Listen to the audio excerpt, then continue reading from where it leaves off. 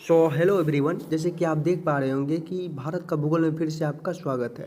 तो चैप्टर 8 जो भारत में कृषि, इसके बारे में हम पढ़ रहे थे। तो जहाँ तक आपको इससे पहले वाले जो शॉर्ट टाइप वीडियो था उसमें बताया गया था, उससे आगे आज आप पढ़ोगे। तो इस वीडियो के लास्ट तक बने रहिए, अपना 10 से 15 मिनट इंपॉर्टेंट समय दो ताकि आप कुछ नया सीख के जाओ। और इसको कॉपी में नोट जरूर करना, ये किसी भी कॉम्पिटिटिव एग्जाम के लिए बहुत इंपॉर्टेंट टॉपिक है।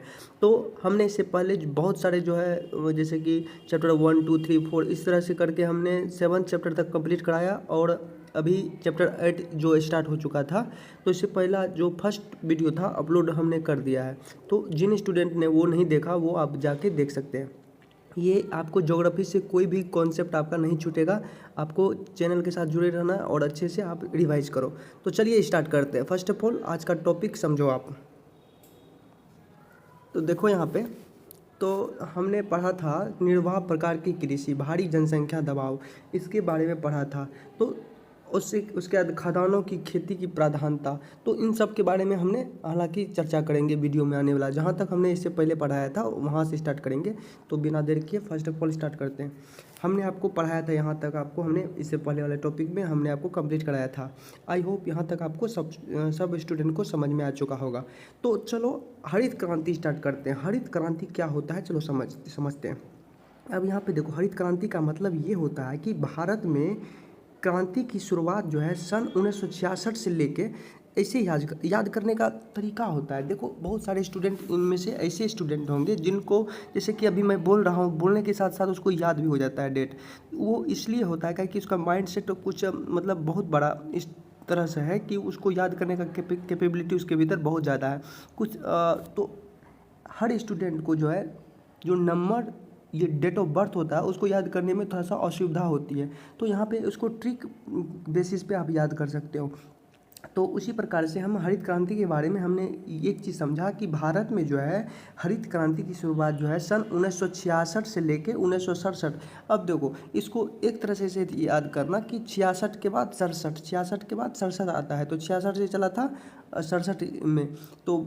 तो हमने यही देखा कि भारत में हरित क्रांति की शुरुआत जो है 1966 से 1967 में हुई। और भारत में हरित क्रांति लाने का जो श्रेय है, अब हरित क्रांति को लाने का श्रेय किसे जाता है, तो MS स्वामीनाथन को जाता है। किसे जाता है, MS स्वामीनाथन को जाता है। अब देखो विश्व में हरित क्रांति लाने का श्रेय जो है नोबेल पुरस्कार विजेता जो है प्रोफेसर नॉर्मन बोरलॉग को जाता है। किसे जाता है, प्रोफेसर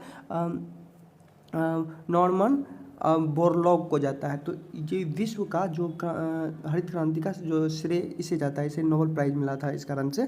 तो आप ऐसे कह सकते हैं। तो चलो इसका नेक्स्ट टॉपिक समझते हैं। अब देखो हरित क्रांति का जो है अभिप्राय जो है, देश में सिंचित एवं असिंचित कृषि क्षेत्रों की अधिक उपज देने वाली संकर तथा यहाँ पर देखो संकर तथा बोने बीजों का उपयोग से फसल उत्पादन में वृद्धि करना है। तो अब यहाँ पे इसको थोड़ा सा डिटेल में, जो साइंस बैकग्राउंड के स्टूडेंट, जिन स्टूडेंट का साइंस बैकग्राउंड से रिलेटेड है, वो साइंस बैकग्राउंड से, तो आपने बायोलॉजी में 100% आप पढ़े होंगे कि जो बोने बीज क्या होते हैं, वो सब आप पढ़े होंगे। तो चलो इसी में एक टॉपिक ये जो है हरित क्रांति, इसमें हरित क्रांति का अभिप्राय यह है कि देश में जो सिंचित एवं असिंचित, सिंचित मीन्स हम यहाँ देखो देश में जो चल रहा अभिप्राय यह है कि हरित क्रांति का सिंचित एवं असिंचित कृषि क्षेत्रों में अधिक उपज देने वाले संकर तथा बोने बीजों का उपयोग से फसल उत्पादन में वृद्धि करना। और इससे जो है छोटे बीजों की और संकर बीजों की जो हाइब्रिड बीज कहते हैं एक तरह से, तो उससे जो है मतलब कि फसल उत्पादन में वृद्धि कराना है। तो आई होप यहाँ तक आपको सबको स्टूडेंट को समझ में आ चुका होगा। अब यहाँ पे देखो हरित क्रांति की घटक, हरित क्रांति के कुल 12 घटक हैं। तो इसको याद करना, एग्जाम में बहुत क्वेश्चन इससे आते हैं। तो यहाँ पर देखो हरित क्रांति के कुल कितने घटक हैं, 12 घटक हैं। तो इसको याद करना कौन कौन से। पहला उच्च उपज किस्म के बीज, उच्च उपज किस्म के बीज, और दूसरा सिंचाई, तीसरा रासायनिक उर्वरकों का प्रयोग, रासायनिक उर्वरकों का प्रयोग। अब ये 3 टॉपिक हमने बताया है आपको। अब चौथा देखो यहाँ पे कीटनाशक दवाओं का प्रयोग। अब देखो कमांड एरिया विकास, कमांड एरिया विकास, और जोतों का सुदृढ़ीकरण और भूमि सुधार और कृषि ऋण की आपूर्ति और ग्रामीण विद्युतीकरण एवं ग्रामीण सड़कें एवं विपणन, क्या विपणन, कृषि मशीनीकरण और कृषि विश्वविद्यालय। तो ये जो है हरित क्रांति के टोटल 12 घटक हैं। इसको आप अच्छे से कॉपी में नोट डाउन करके आप याद करने का कोशिश करो, और इसको लिख के याद करोगे तो आपको याद रहेगा, आप भूलोगे नहीं। तो चलिए इसका नेक्स्ट टॉपिक स्टार्ट करते हैं। तो अब यहाँ पे देखो हरित क्रांति के प्रभाव के बारे में देखेंगे। तो चलो यहाँ पे इसके जो प्रभाव हैं उसके बारे में थोड़ा समझते हैं, उस पर गौर करते हैं। तो यहाँ पे देखो प्रभाव दो तरह के होते हैं, एक होते हैं पॉजिटिव इफेक्ट और एक होते हैं निगेटिव इफेक्ट। तो जैसे सकारात्मक प्रभाव और नकारात्मक प्रभाव, यानी पॉजिटिव इफेक्ट और नेगेटिव इफेक्ट। तो कृषि उत्पादन में वृद्धि, ये हो गया आपका सकारात्मक प्रभाव। किसानों की उन्नति, किसान का जब कृषि में वृद्धि होगी तो किसान का क्या होगा, उन्नति होगा। अब खदानों के आयात में कटौती, और खदानों के आयात में क्या होगा, कटौती होगी। अब देखो नकारात्मक यानी निगेटिव इफेक्ट क्या कहता है कि अंत फसल असंतुलन, अंत फसल असंतुलन मतलब कि फसलों में जो है असंतुलन हो गया है, तो उसके बारे में यहाँ पर प्रकाश डाला गया है। तो अब देखो यहाँ पे क्षेत्रीय असंतुलन में वृद्धि और बड़े किसानों को ही लाभ प्राप्त। इसमें होता ये है कि मतलब कि आप कह सकते हैं कि किसान के लिए ये जो है निगेटिव इफेक्ट, बड़े किसानों को लाभ होता है, जो छोटे किसान होते हैं उसे घाटा होता है। तो एज इट इज़ आपने यहाँ तक समझा, तो यहाँ तक कंप्लीट नहीं होता है पॉजिटिव इफेक्ट, नेगेटिव इफेक्ट, और यहाँ पे पिछले यहाँ पे देखो यहाँ पे बताया गया है। अब पॉजिटिव इफेक्ट यहाँ पे जैसे आप देख पा रहे हैं सकारात्मक,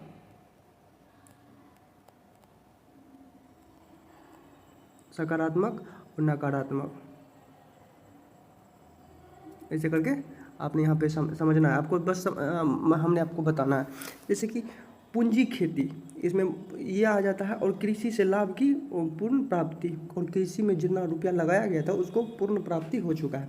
औद्योगिक विकास और ग्रामीण रोजगार, ग्रामीण में रोजगार मिलता है। और इसमें क्या होता है निगेटिव इफेक्ट में, एज इट इज़ यहाँ पे बेरोजगारी होती है, अंतर क्षेत्रीय प्रवास में वृद्धि होती है, मतलब कि क्षेत्रीय प्रवास में वृद्धि होती है, परिस्थिति की समस्याएं होती है, यानी परिस्थिति की समस्याएं होती है। हमने ये पढ़ा पॉजिटिव और नेगेटिव इफेक्ट के बारे में, यानी आप ऐसे कह सकते हैं, अब इसको नोट कर लेना, यहाँ पॉजिटिव इफेक्ट था, ये नेगेटिव इफेक्ट था, हम शॉर्ट फॉर्म में लिख दिया हूँ। अब यहाँ पे देखो फसलों का वर्गीकरण देख लेते हैं, क्लासिफिकेशन ऑफ फसलों के बारे में, फसलों का वर्गीकरण के बारे में देख लेते हैं। तो चलो देख लेते हैं। जैसे कि खाद्य फसलें जो होते हैं, जैसे कि चावल हो गया, गेहूँ, मक्का, ज्वार हो गया, बाजरा आदि, ये सब खाद्य फसलें हैं। और नगदी फसलें कौन कौन से हैं, चलो उसको देख लेते हैं। कपास, जूट हो गया, गन्ना हो गया, तंबाकू, मूंगफली आदि, ये सब हो गया नगदी फसलें।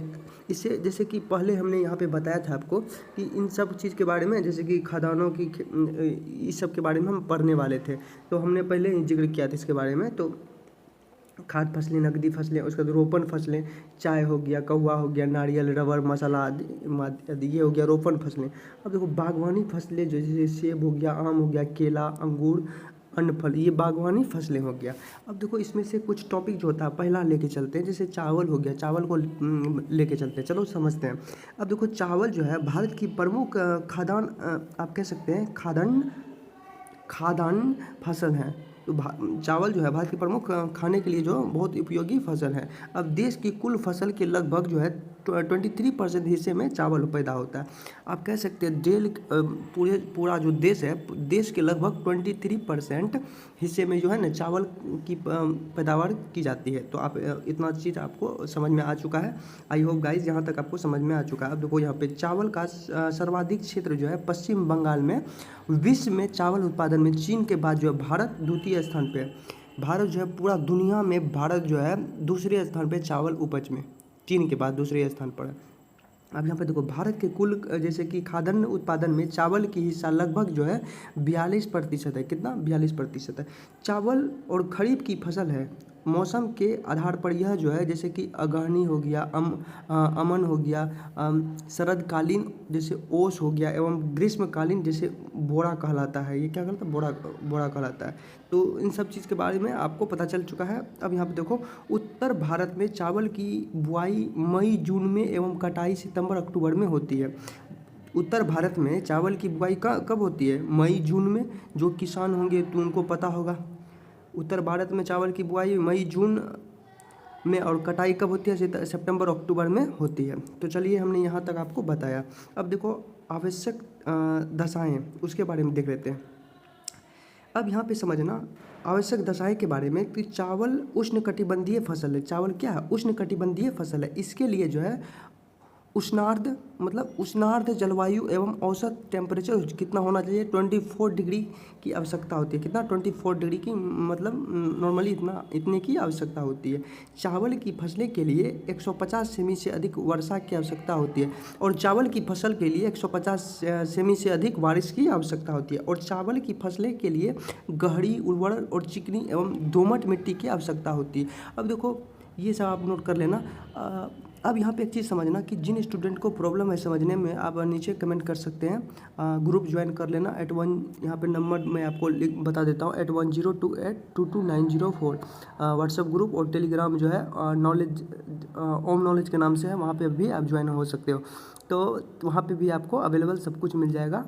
तो वहाँ पे भी आपको इसका जो आप नीचे कमेंट कर सकते हो ओम नॉलेज पे, वहाँ पे हम आपको इसका जवाब दूंगा। और अगर किसी चीज़ से आप डिटेल में नॉलेज चाहते हैं तो नीचे कमेंट करना और उससे रिलेटेड डिटेल में आपको नॉलेज मिलेगा।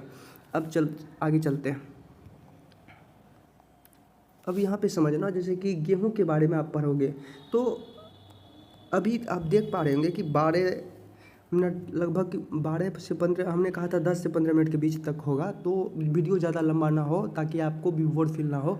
धीरे धीरे अपना आदत बदलने का कोशिश करो। आप जैसे कि आप बैठने का कोशिश करो। अब अगर लंबा समय तक आप किसी काम को दोगे तो आपको रिजल्ट भविष्य में ज़रूर मिलेगा। तो चलिए आज का टॉपिक हम यहीं कंप्लीट करते हैं ताकि वीडियो लेंथी ना हो, इसलिए हम आज का टॉपिक मैं छोड़ रहा हूँ। उम्मीद तो था कि आज का टॉपिक मैं यहाँ तक कंप्लीट कर दूँ, लेकिन वीडियो लंबा हो जाएगा जिस वजह से मैं छोड़ देता हूँ। तो गेहूं के बारे में मैं आपको कल के जो वीडियो पार्ट्स होंगे उसमें बताऊँगा। तो चलिए आज का टॉपिक बस यहीं समाप्त करते हैं। अगर आपको अच्छा लगा तो शेयर और लाइक सब्सक्राइब करें और अपने दोस्तों को भेजें। थैंक यू, धन्यवाद, जय हिंद। फिर मिलूँगा इसका नेक्स्ट पार्ट में जिसमें आपको बताया जाएगा गेहूँ के बारे में, ज्वार के बारे में और बाजरा के बारे में। और इससे रिलेटेड इसको जल्द ख़त्म करके मैं इंडियन ज्योग्राफी बहुत जल्द ख़त्म हो जाएगा आपका। मैं बहुत दिनों से ये बोल रहा हूँ। तो आप समझ लो कि 8 चैप्टर आपका कंप्लीट हो चुका है। इससे पहले हमने बहुत चैप्टर आपको पढ़ा चुका है। तो आप पीछे जाकर आप रिवाइज कर सकते हैं। तो चलिए आज का टॉपिक यही कंप्लीट करते हैं। धन्यवाद, जय हिंद।